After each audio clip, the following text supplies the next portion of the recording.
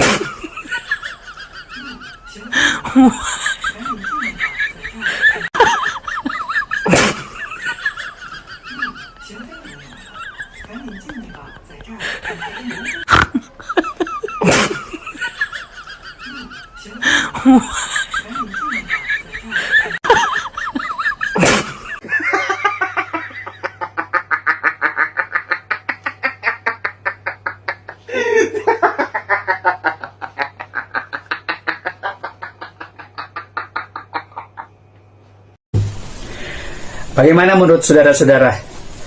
Pantaskah pendeta ini disebut pendeta setan? Tindakan dia itu adalah sebuah tindakan yang memalukan. Kalau yang lain itu ada katanya yang suruh orang untuk minum kencing ontah dengan khasiat-khasiat begini. Nah, kalau yang ini disuruh makan rumput dan disuruh minum bensin. Saya melihat video ini bercampur aduk, marah, ketawa, ngakak. Nah, saudara bisa nilai sendiri apakah pendeta ini pantas untuk disebut pendeta. Ya, saya kasih judul di situ di thumbnail, pendeta setan, biadab, memalukan, dan ya jemaatnya botol, jemaatnya itu goblok. Assalamualaikum warahmatullahi wabarakatuh. Berjumpa lagi dengan Jadid HMC ya, channel yang mengedukasi dan menghibur.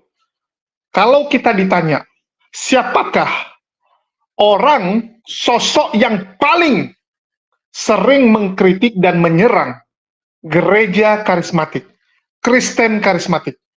Saya rasa mayoritas akan menjawab pendeta Stephen Tong. Tidak perlu saya jelaskan lagi bagaimana sepak terjang pendeta Stephen Tong dalam melawan, dalam mengolok-ngolok dan mengkritik gereja karismatik. Bahkan bisa dibilang pendeta Stephen Tong lah yang paling vokal dan mengajarkan kepada jemaatnya, kepada murid-muridnya untuk terus bersuara melawan gereja karismatik. Jadi kalau ditanya, siapa antitesis karismatik? Jawabannya adalah gereja reform, teman-teman. Jadi lawannya gereja karismatik bukan setan. Lawannya gereja karismatik adalah reform. Dan kita bisa melihat para pendeta-pendeta reform itu sama kerasnya dengan guru besar mereka, pendeta Stephen Tong, dalam mengkritik kekristenan karismatik. Bahkan istilah raba sana, raba sini, makin raba makin enak. Itu dibuat oleh teman-teman dari Kristen Reform. Kalian bisa lihat, murid-murid dari pendeta Stephen Tong, Deki Ngadas, Mangapul Sagala, Muri Walianto Matalu, dan masih banyak lagi. Orang-orang yang bersuara sangat lantang, menghina dan mengolok-ngolok karismatik. Dan ini cukup mengejutkan, teman-teman. Kalau kita melihat, pendeta Stephen Tong adalah seorang pendeta yang sangat senior, teman-teman. Bahkan usianya itu sudah sangat sepuh. Bayangkan, umur pendeta Stephen Tong 84 tahun. Duluan ada dia daripada negara Indonesia. Dia lahir sebelum Indonesia berdiri. 84 tahun. Makin tua, bukannya makin bijaksana. Bukannya makin rendah diri. Bukannya makin berhikmah kepada Tuhan. Tetapi makin besar kebencian pendeta Stephen Tong kepada kekristenan karismatik. Itulah yang bisa kita lihat, teman-teman. Bahkan di usianya yang sudah sangat tua ini, pendeta Stephen Tong tetap mengkritik karismatik sebagai ajaran yang menyimpang dari Tuhan. Sebagai ajaran yang membuat Tuhan mereka sendiri. Ajaran yang memalsukan Tuhan. Ngeri, teman-teman. Ya, ngeri. Jadi, kekristenan palsu itu sering sekali menjadi topik dari khotbah pendeta Stephen Tong. Dan masih sangat teringat jelas bagaimana Stephen Tong menantang pendeta-pendeta karismatik yang selalu menjual mukjizat kesembuhan untuk menyembuhkan orang-orang yang terkena COVID, mengumpulkan pasien-pasien COVID di Gelora Bung Karno ataupun di lapangan yang besar, terus doakan supaya sembuh semua. Dan kalau tidak sembuh, wajib dirajam. Karena mereka sudah memalsukan Yesus. Mereka sudah menjual nama Yesus untuk keuntungan mereka. Dan saya rasa nggak perlu saya putarkan, dan itu sangat fenomenal. Setelah pendeta Stephen Tong ngomong seperti itu, para pendeta karismatik mingkem, menghilang selama COVID. Takut dikejar, takut diminta pertanggungjawaban untuk menyembuhkan pasien-pasien COVID. Itu fakta yang terjadi. Bagi teman-teman yang gila buta, ngefans buta dengan pendeta, pastor, Andi Simon, Philip Mantova, dan siapapun lah yang sering melakukan mukjizat-mukjizat kesembuhan. Ingatlah, mereka semua ngumpet. Ngumpet saat COVID, saat dikejar oleh pendeta Stephen Tong. Jadi di sini, kita nggak lagi bahas siapa yang benar, siapa yang salah. Kalau dari kacamata Islam, dua-dua sesat. Mohon maaf saya katakan. Dua-dua sesat. Cuman yang saya mau garis bawahi, mengapa seorang Stephen Tong begitu ngebet? Di usianya yang sudah sangat tua, bukankah alangkah baiknya fokus dengan keluarga, fokus menjalin silaturahmi, fokus menikmati sisa umur dengan hal yang berguna, bukan dengan terus menyerang, menghujat kekristenan yang lain. Tetapi begitulah pendeta Stephen Tong, itu pilihan hidup dia. Kita hanya bisa menasihati, tapi hidup dia. Mari kita dengarkan dulu bagaimana ya pendeta Stephen Tong baru-baru ini kembali menyerang kekristenan karismatik. Ini ajaran Pak Tong menarik sekali.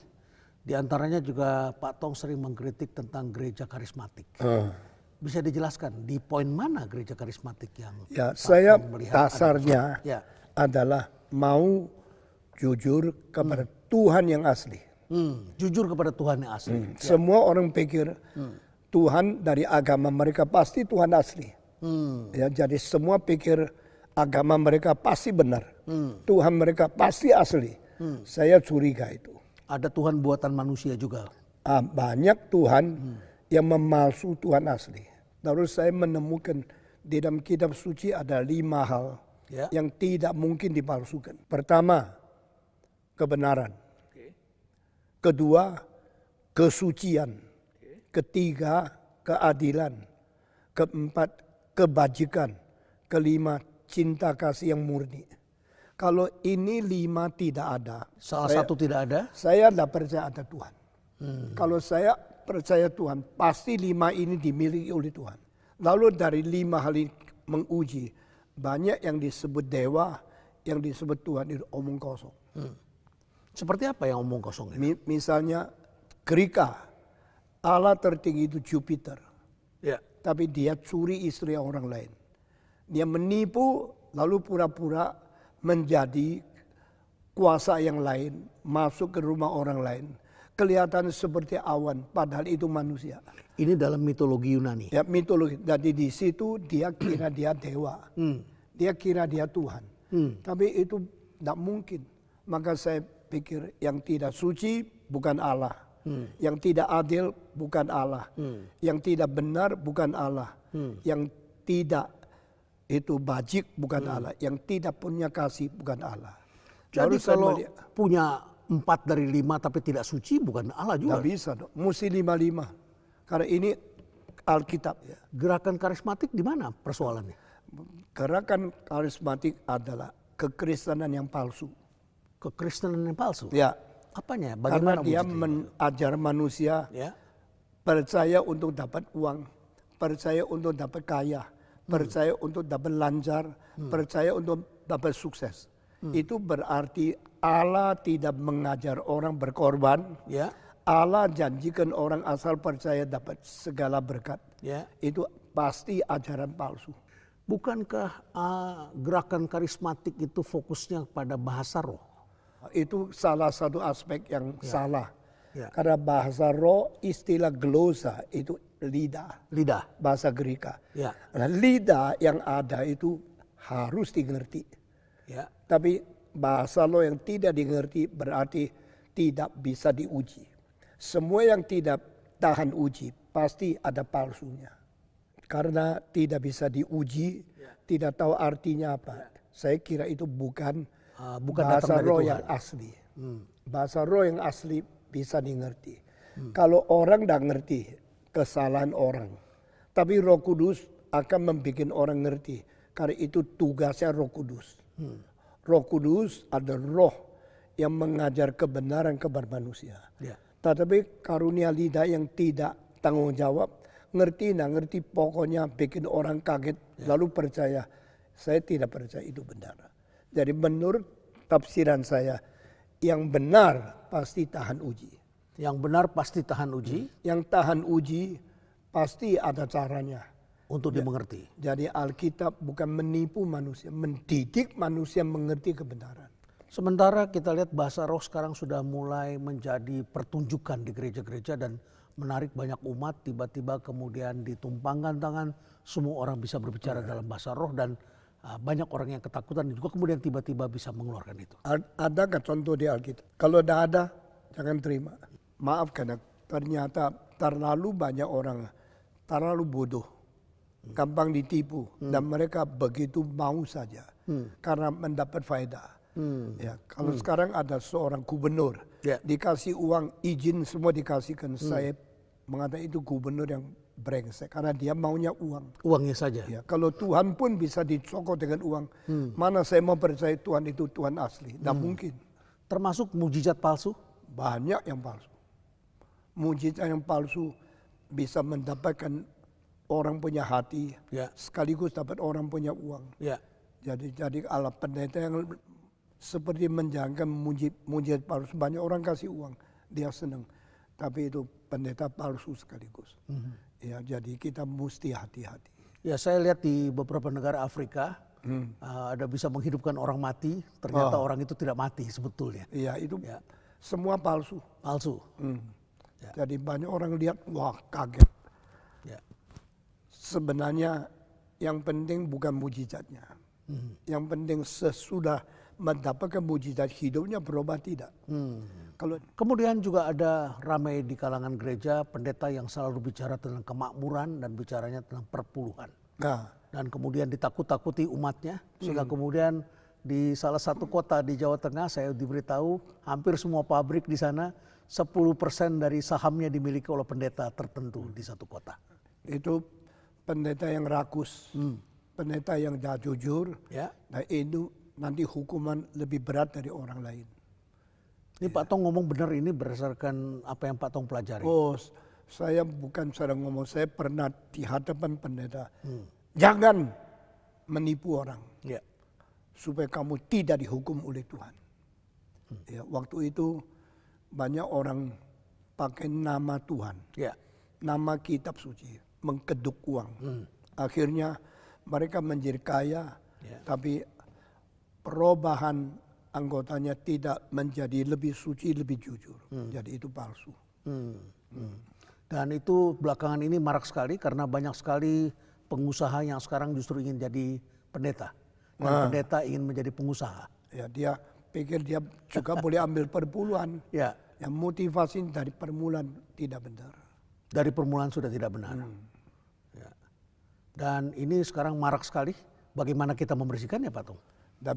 Kita tidak sanggup membersihkan semua, tapi berani bicara. Sebetulnya dari mana awal mulanya sehingga perpuluhan ini menjadi diributkan oleh para pendeta-pendeta palsu ini? Karena perpuluhan itu banyak loh. Kalau you punya satu pabrik, modalnya atau untungnya 100 juta, 10 juta. Oh, sudah besar. Besar sekali kalau semua anggota ribuan, bagaimana? Dan dia mulai pikir kalau itu punya saya bagaimana. Jadi orang yang hatinya mau uang, lalu memakai kitab suci, itu paling jahat. Waktu Yesus Kristus diberikan minyak narwastu, itu mahal sekali. Waktu dituangkan minyak kepada Yesus, Yesus tahu tidak lama lagi dia akan dibunuh. Nah ini ada pelantikan untuk dia menjadi seorang imam yang mati untuk semua orang. Waktu itu ada satu rasul dari Yesus mengatakan, kenapa buang uang begitu banyak? Uang itu jangan beli minyak narwastu, lebih baik dijual dapat uang untuk menolong orang miskin. Bagus tak? Bagus. Bagus ya? Bagus. Menolong orang miskin, siapa berani lawan? Tetapi dia ngomong kalimat itu, hatinya lain. Tujuannya tidak ke situ. Alkitab mengatakan sebab dia ada seorang maling. Selalu ambil uang dari kas. Sehingga dia maunya itu kalau kembalikan ke kasnya dia bisa ambil sendiri.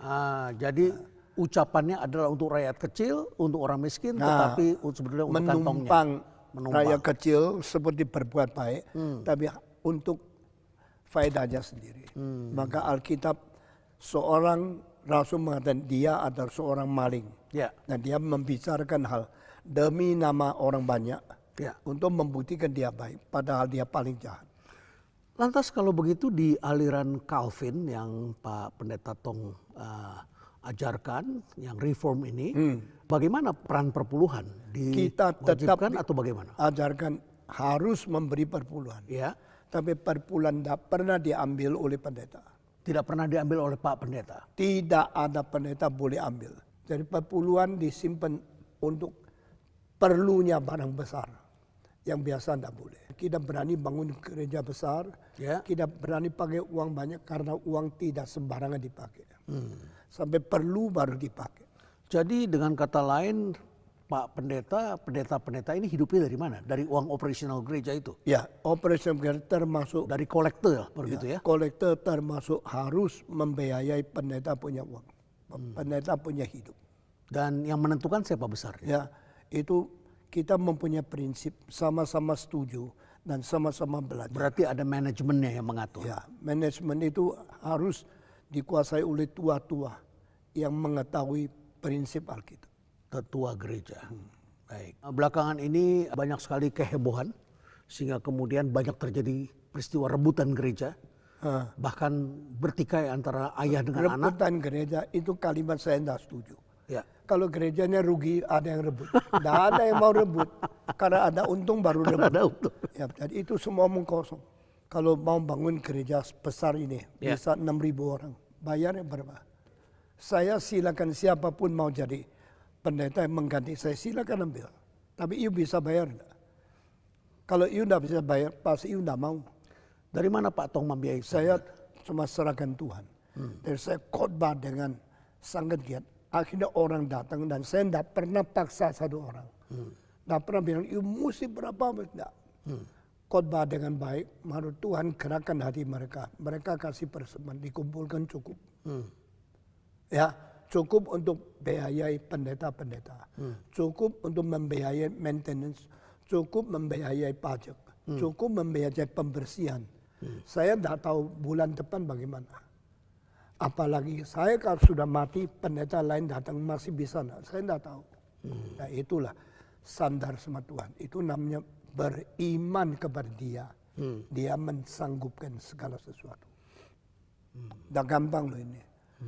Kalau di apa itu company kan uangnya cukup banyak untungnya. Di sini tidak ada yang jamin berapa orang kasih persembahan berapa. Tidak ada yang jamin kok.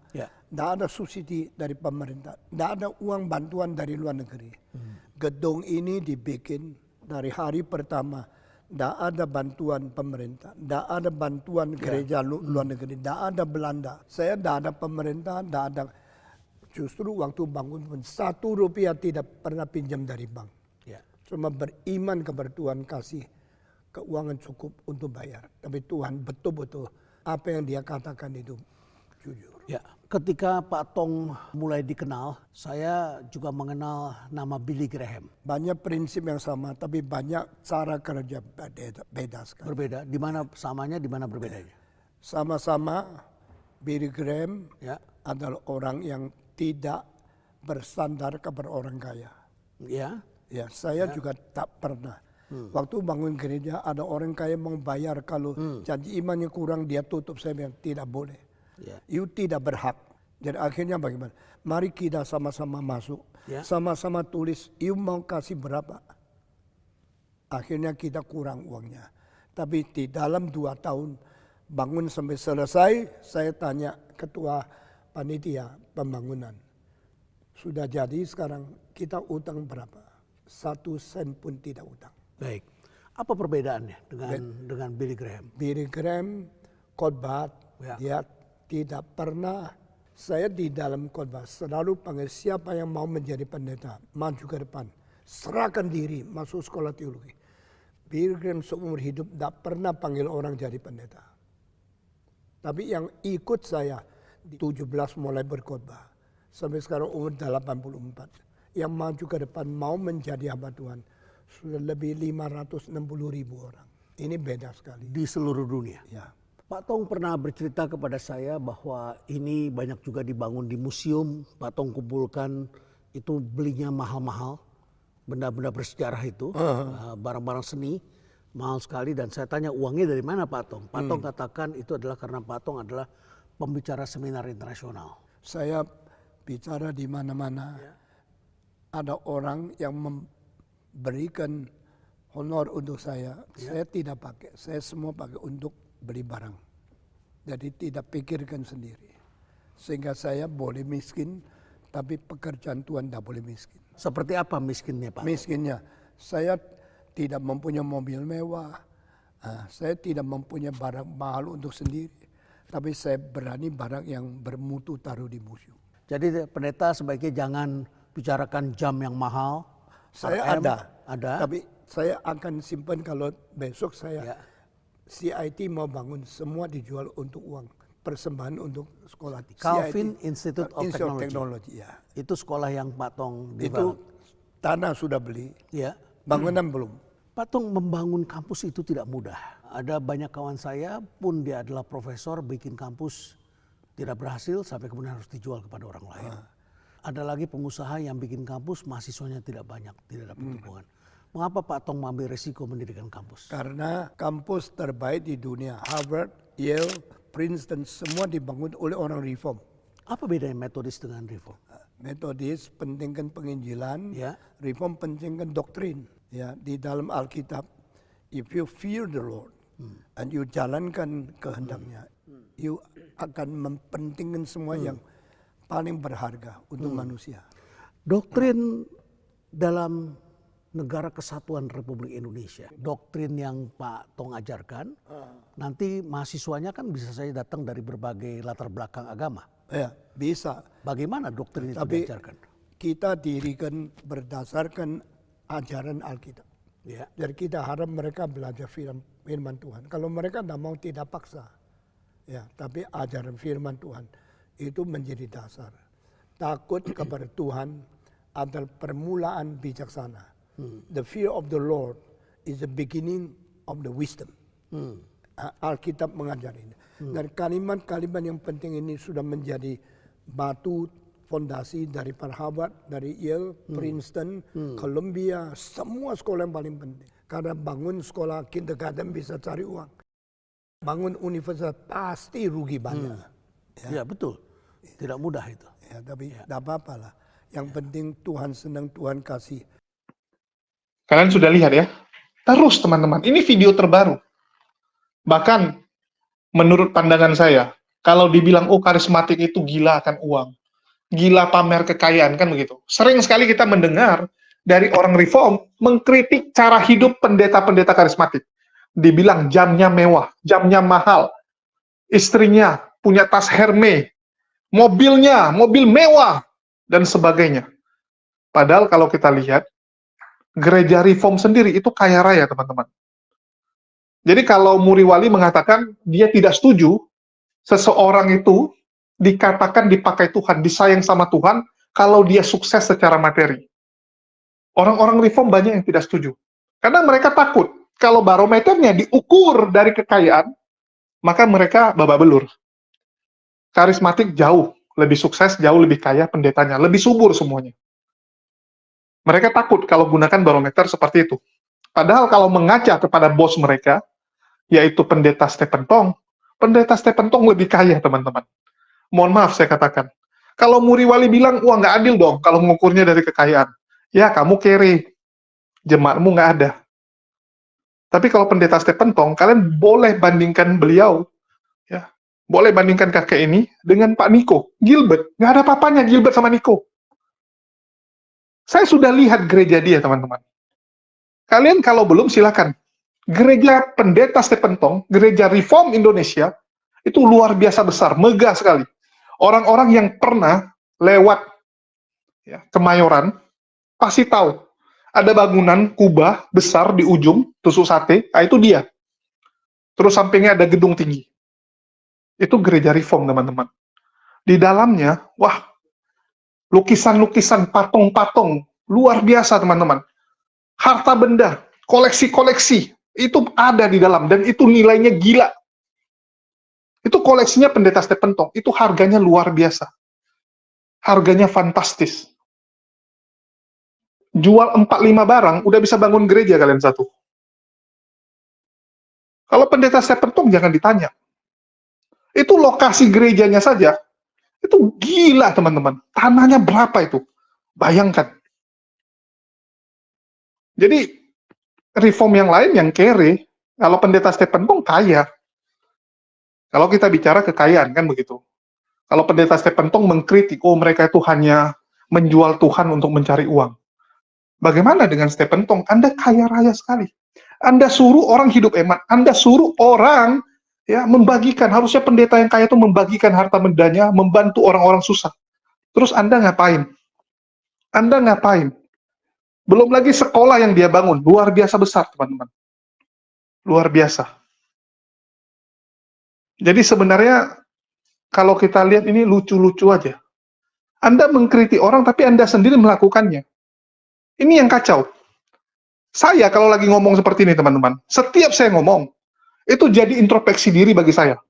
Jangan sampai apa yang saya sampaikan, saya suruh orang-orang lakukan, malah saya sendiri nggak lakukan.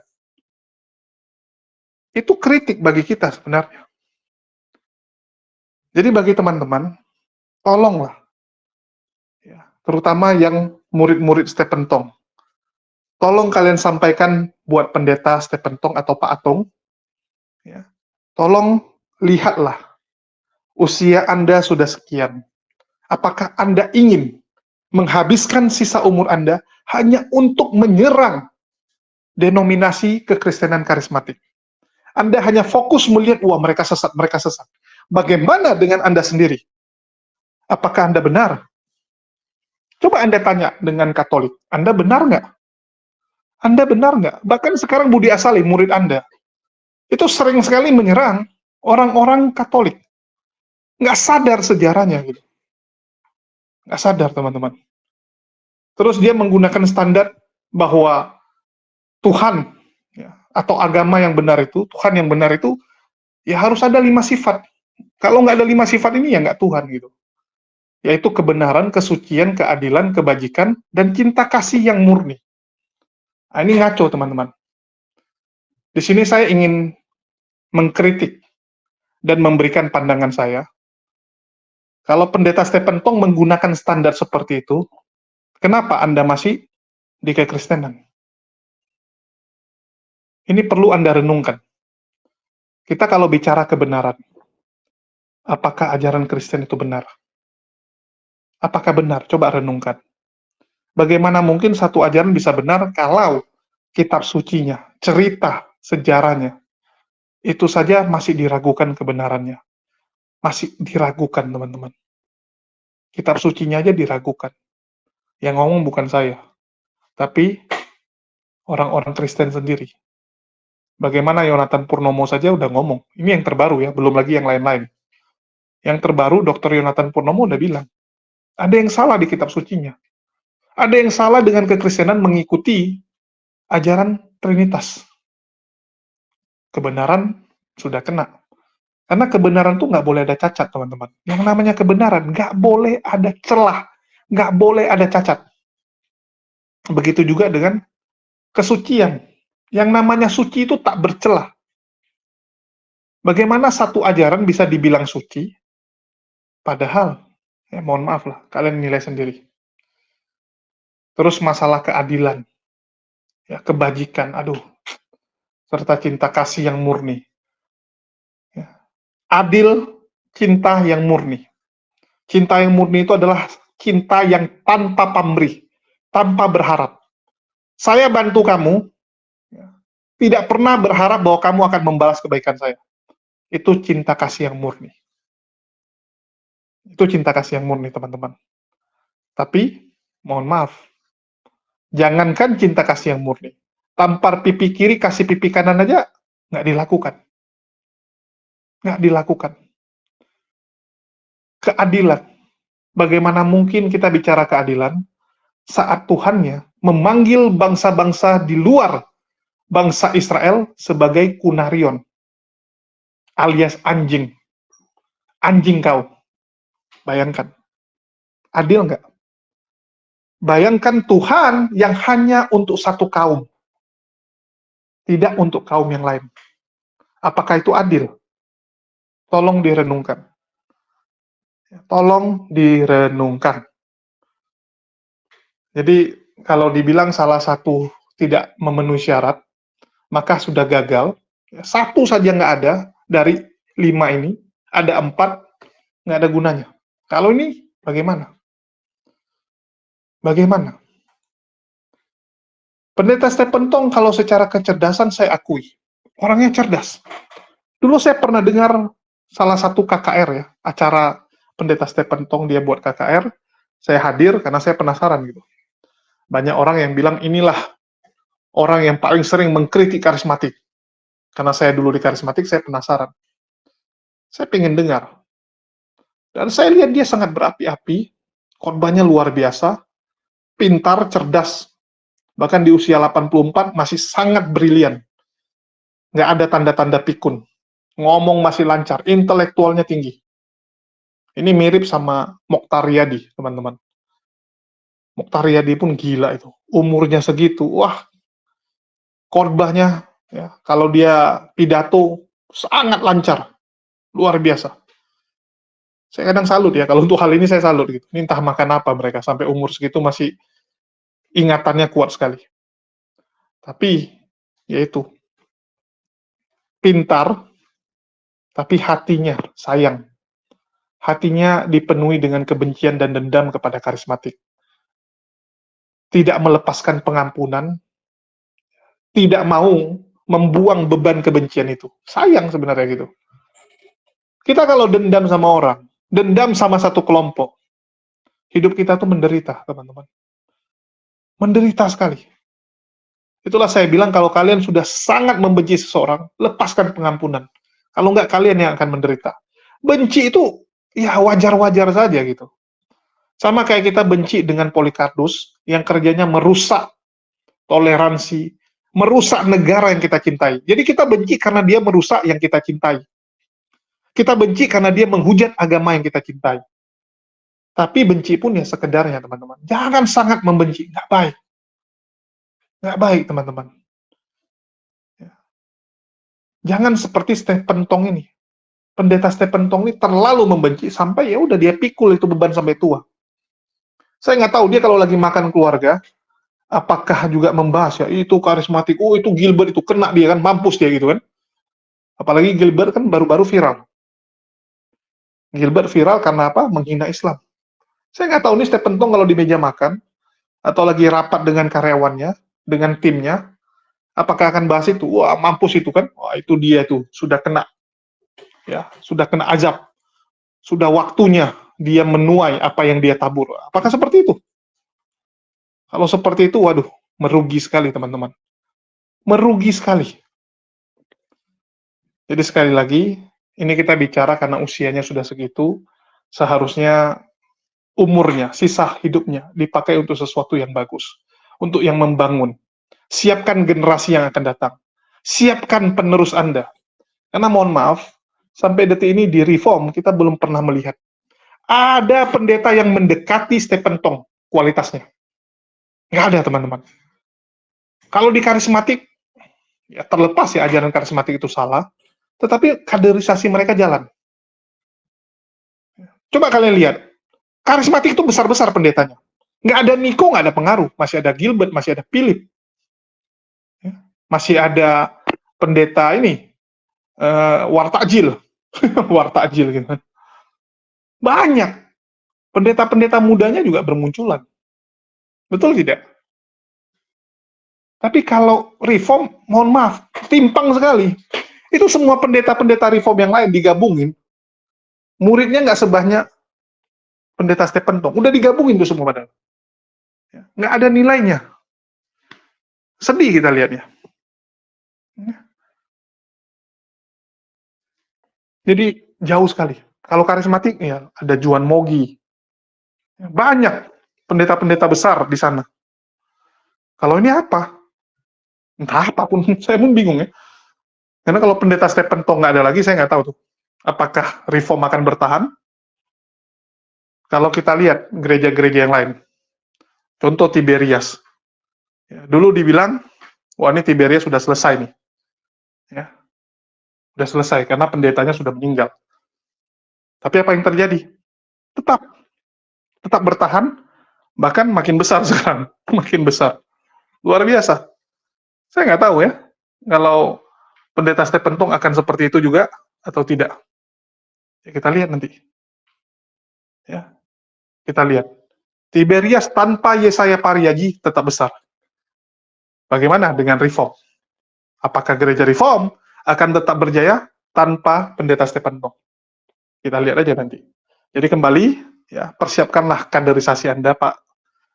Anda bilang, wah saya memuridkan banyak orang. Tapi apa benar?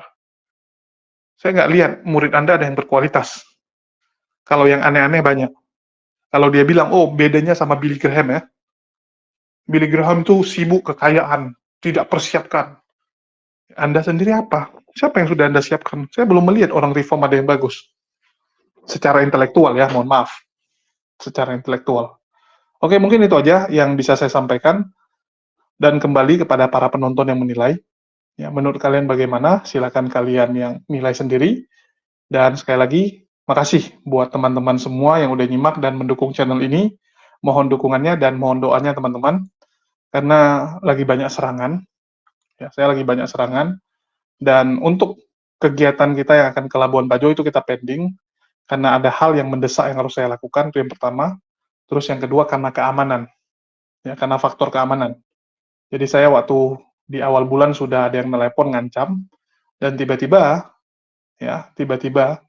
dari Ponpes sendiri menghubungi saya bahwa kepala desa berbicara kepada dia bahwa ada yang mencari.